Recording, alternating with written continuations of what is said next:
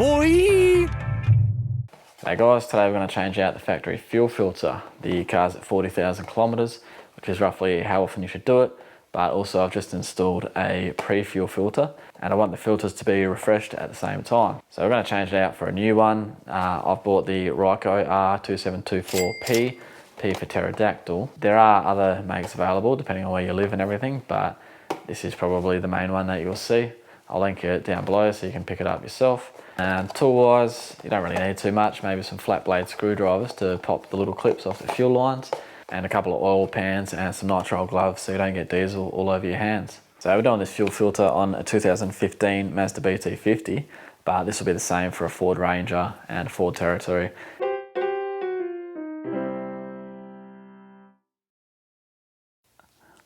Alright guys, so on the front left side of the car, protected by this metal casing, that's your factory fuel filter.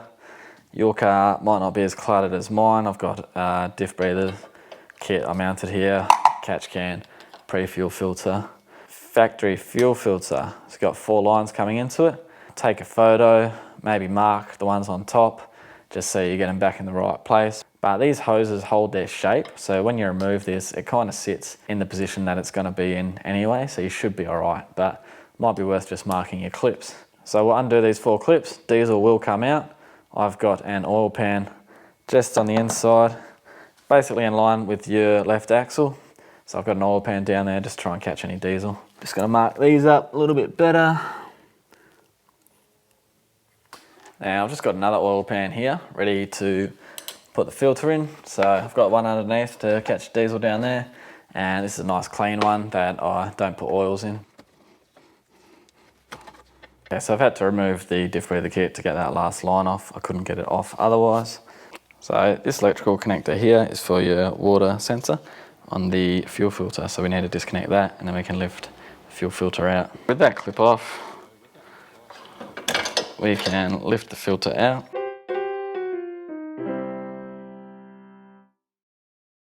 With that clip, it's attached to the chassis, you just sort of have to spin it out. Now we're going to try and remove this. Now I've brought this over to the vise just in case it's hard to get on or off. Just going to clean it out with degreaser, and we've got some picks here to get the old O-ring off. This here is just a water trap, so that looks like diesel, so there's no water in there, which is a good sign. Make sure you tighten that back up before you put it back in the car. Now with your lock ring and the filter housing, you have these arrows that line up with each other. That just signifies that you got the right compression with the lock ring, compressing the filter in there. Pretty dirty, a bit of dirt in there. There's a fuel filter, looks pretty dirty, definitely due for a refresh. Just going to spray this out with brake and parts cleaner. This down here is your water sensor, which is what this cable here is for. So you get all the dirt and grime out, and then we make sure that the brake cleaner itself evaporates before we put it all back together. So on your fuel filter housing, you'll have an O-ring. We can remove this one. Now you just want to lube this up with a bit of diesel. I've got diesel on my gloves, so that'll get it lubricated. You can see how thick the fuel filter cartridge is here when you got it out, and that is why when we put it back in, we're going to have to prime the fuel filter. So we're going to turn the key on to the accessories position just so it starts to pump fuel through this filter and it can soak up all of this so it can immediately deliver fuel into the engine. Now just grab your old filter as well, make sure that the new one is the same as the old one. Now I'm just going to let this dry, let that brake clean evaporate, and then we'll come back and put it back together.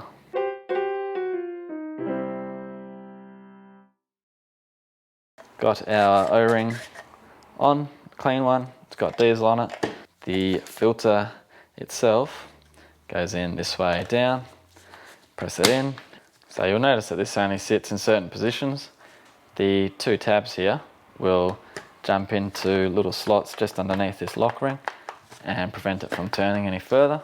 We want our hoses to face the same way as this little petcock down the bottom because that is how it came out. So hoses connections will be the same as the petcock, which means your bracket is on the right hand side. So you've got the bracket on the right hand side, so it clips on like that in the engine bay with our hoses coming in here. Now we just need to tighten this lock ring up.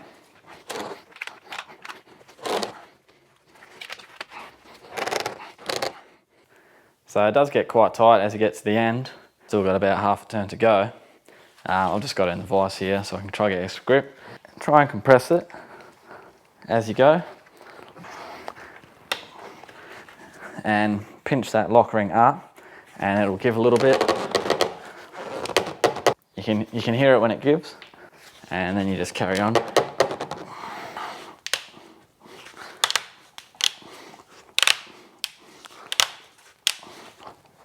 So the end result, you should have a nice clean seal around this edge and your arrows should be lined up. So I've actually over tightened it there because I'm such a unit. It is not going to matter too much if you're within 1 or 2 clicks of that. So it is quite difficult to do, but what I found is if you squeeze this from all angles, put pressure on it, the lock ring thread will break tension, and then you can go like another 1/16 of a turn and then just keep working your way around. Eventually you'll get there. Put this back in the engine, feeding this cable through first and clipping that back in. Okay, so this clip just pushes back down. We feed this cable through and connect it. Then we've got our 4 lines to clip back on. That's it.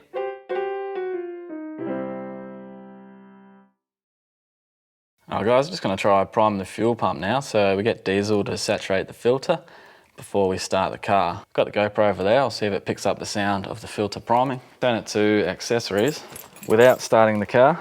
So I'll just hold it in this position for 30 to 45 seconds. So I can hear it from here, so hopefully we'll pick that up on the GoPro.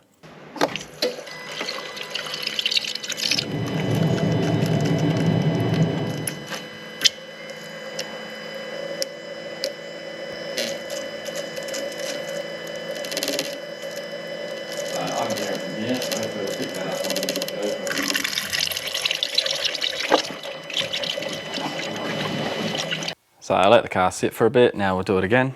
And I'll walk around and see if we can see anything happening at the fuel filter. But I'm going to do this probably 3 or 4 times. I'll leave it on accessories for 30 to 45 seconds, then switch it off.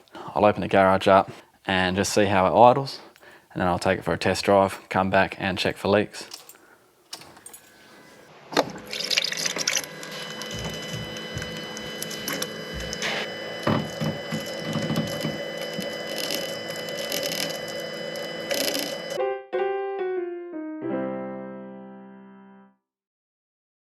Alright, that's it with the fuel filter. So the hardest part of the job is getting the lock ring up tight, getting your arrows to align again on the cartridge, the bottom and top part of the housing. The easiest way to do it is just to press down on the filter itself, press in on the lock ring all around, you'll hear it breaking tension, and then you can get sort of like another 1/16 of a turn or thereabouts, and you just keep going. It gets real difficult towards the end, but obviously it can be done. So prime the car, turn it on for 30 to 45 seconds to the accessories position, then turn it off, let it sit for 10 seconds, then do it again, then take it for a test drive, pull back in, check for leaks, and hopefully it's all good and your fuel filter is good to go for another 40,000 kilometers. You might smell a bit, maybe just some flat brillo. RYCO R27T T4 top dog, that's me. So I've left this to dry for 14 years. I think it's dry now. My wife left me. My children won't speak to me anymore, but the filter's dry.